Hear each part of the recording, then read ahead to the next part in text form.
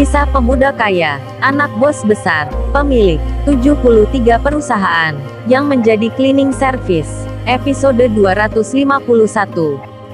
Saat Kauri bertanya, mengungkapkan ke Kenshin, "Babe, aku besok ke London ya." Telepon pun terputus. Kenshin mematikan handphone, karena tak ingin Kauri mendengar batuknya, yang ia rasa makin parah, hingga mengeluarkan darah. Kenshin pun masih di kamarnya. Ia beristirahat sejenak, namun rasa mual dan muntah tiba-tiba menghampiri. Di saat itu pegawai kantor pusat, yang berada di kamar sebelah, mendatangi Kenshin. Kemudian ia melihat tuan muda yang muntah, sambil keringatnya keluar banyak. Tak menunggu lama, langsung diteleponlah dokter yang merawat tuan muda sebelumnya. Lalu pegawai itu memanggil teman lainnya, dan dokter yang ditelepon pun menyarankan agar cepat dibawa ke rumah sakit yang kemarin ditunjukkan, dan orang-orang di sekitar Kenshin segera membawanya. Sementara Kaori yang mencoba telepon lagi, ia tak bisa menghubungi. Terdengar di handphonenya itu, "Nomor yang Anda hubungi sedang tidak aktif." Kaori pun mengira mungkin baterai handphonenya lagi habis. Begitu pula mamanya, namun karena sudah mendapat jawaban tentang hubungan Kenshin dan Kaori, mamanya yang merasa senang, akhirnya mengizinkan Kaori untuk keluar negeri. Dan malam itu, Kaori bahagia sekali, karena mamanya telah merestui. Sementara, sampai detik itu, tak ada yang mengetahui tentang Kenshin saat ini, yang masuk rumah sakit di ruang gawat darurat, karena pegawai yang menyertainya nampak kini sedang panik. Mereka merasa bersalah, mengingat kemarin yang mengizinkan tuan muda masuk ke pabrik pengolahan yang tanpa mengenakan safety. Kenshin itu sekarang terlihat terbaring dengan ventilator yang terpasang. Dokternya pun sudah datang. 3 orang yang mengantar itu pun masih belum mengabarkan, memberitahukan masalah ini, melaporkan ke bos besar tentang kondisi putranya yang kini sedang dirawat. Karena tuan muda sendiri sebelumnya berpesan kalau sakitnya ini jangan diberitahu ke ayahnya, kecuali dokter yang mengizinkan, dan mereka pun menunggu Kenshin yang sedang diperiksa. Di lain tempat, Rena, di malam itu, ia duduk di kursi. Si Rena itu merasa perasaannya sedang risau, yang tak tahu entah sebabnya. Lalu dibuka handphonenya, dilihat nomornya Kenshin. Si Rena membaca pesannya yang kemarin, nampak sudah diketahui. Kenshin itu membalasnya dengan berkata, "Maaf sebelumnya ya Rena, aku nggak bisa hadir ke pembukaan restoran kamu, karena sekarang aku di kota ini." Di situ foto Kenshin yang nampak di luar negeri. Tulisan itu pun diberi tanda senyuman yang bergambar animasi. Lalu si Rena mencoba mengirim pesan lagi dengan kalimat berbunyi, "Selamat malam Ken, gimana keadaanmu?" Pesan itu dikirim, namun tandanya belum terbaca, dan tibalah malam. Bintang-bintang nampak melayang di angkasa. Si Iwan yang sendiri, ia teringat di siang hari ketika menjalani kerja di kantor perusahaan. Saat itu Susanti mendekati, kemudian bilang, bertanya ke dirinya, "Hei Iwan, kamu udah punya cewek belum Wan? Kamu kok kerja cleaning service lagi? Bukannya temanmu itu yang punya perusahaan ini anak dari orang kaya?" Si Iwan menjawab, "Kan yang gua bisa kerja cuman ini. Lagian kerja ini juga mudah dimengerti." Susanti lalu bicara lagi ke Iwan. Tanpa malu-malu, ia langsung mengatakan, "Wan, kamu mau balikan sama gua nggak?" Si Iwan menjawab, "Balikan apa yang maksudnya?" Susanti pun bilang, "Ya kita pacaran lagi Wan."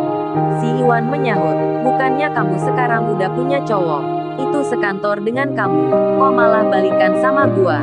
Gue ini masih cleaning service, belum kaya dan masih miskin.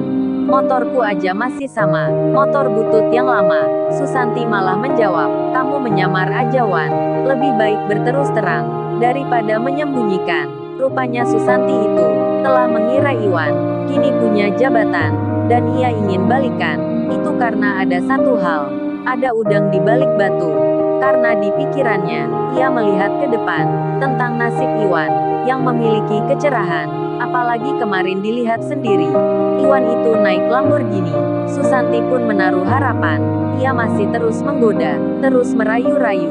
Dan kini di malam ini, Iwan yang teringat akan hal itu, Ia jadi berpikir-pikir tentang kerja nanti, agar Susanti tak merayu lagi. Malam pun berakhir, waktu pagi telah tiba. Kondisi Kenshin semakin membaik, namun hal yang tak disangka, bos besar yang di rumahnya sedang menelpon putranya. Setelah dicoba-coba, dihubungi berkali-kali, nomor itu tak ada suara.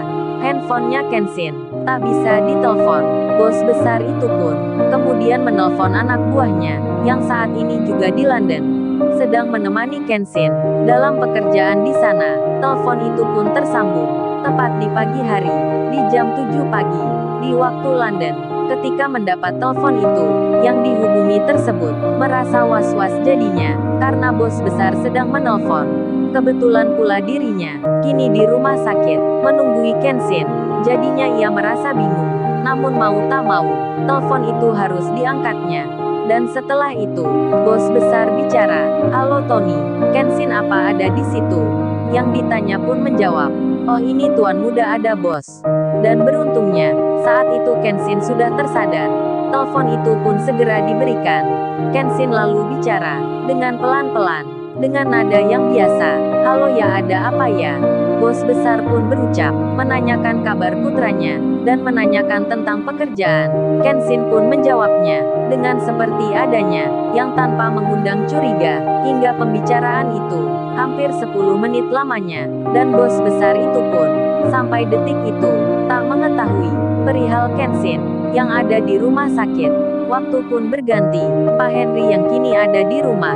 Karena hari ini tanggal merah, Pak Henry pun tak kerja. Lalu beliau terlihat bercakap-cakap, sedang video call dengan sahabatnya. Pak Henry itu menyapa, "Gimana Jun kondisi pagi di sana? Sudah ngopi belum kamu?" Junedi sahabatnya itu menjawab, "Sudah Hen, sudah 2 kali pula. Kopi di sini memang beda. Mantap terasa. Lu sendiri gimana Hen?" Pak Henry yang ditanya malah bertanya, "Jun kamu ini sekarang di mana? Kok dari tadi ada suster lewat situ?" Junedi menjawab, "Oh ini Hen kebetulan tempat ngopinya dekat dengan ruang kesehatan." Lalu temannya Pak Henry itu tak sengaja menggerakkan handphonenya hingga terkena ke kaca cermin. Dan tak disangka, Pak Henry melihat pantulannya, hingga beliau melihat seseorang dikenalnya, seperti terbaring di ruang perawatan, mengenakan alat kesehatan. Pak Henry pun bertanya, "Hei Jun, coba arahkan handphonemu itu ke sebelah kanan. Kok orang yang dirawat itu mirip tuan muda, Kaori, yang saat itu masih di rumah, lagi menunggu bicara ke ayahnya." Saat itu ia duduk di kursi di ruang tamu. Kaori pun mendengar ayahnya yang lagi bicara dengan temannya.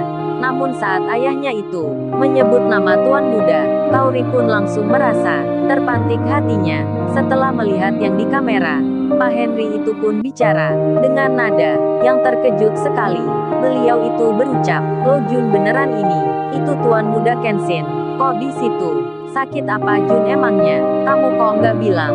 Nggak memberitahukan kabar?" Ketika mendengar ucapan itu, Kaori langsung menghampiri. Kemudian Kaori melihat handphone yang dipegang ayahnya, yang kondisinya masih tersambung di video call dengan temannya, dan kameranya pun sedang mengarah ke tempat Kenshin yang terlihat terbaring dirawat di rumah sakit. Melihat hal yang demikian, Kaori pun langsung terkejut, terkaget dirinya. Diangkatlah kedua tangannya mengarah ke depan. Lalu, bagaimana kisah selanjutnya? Subscribe channel ini untuk episode berikutnya. Terima kasih.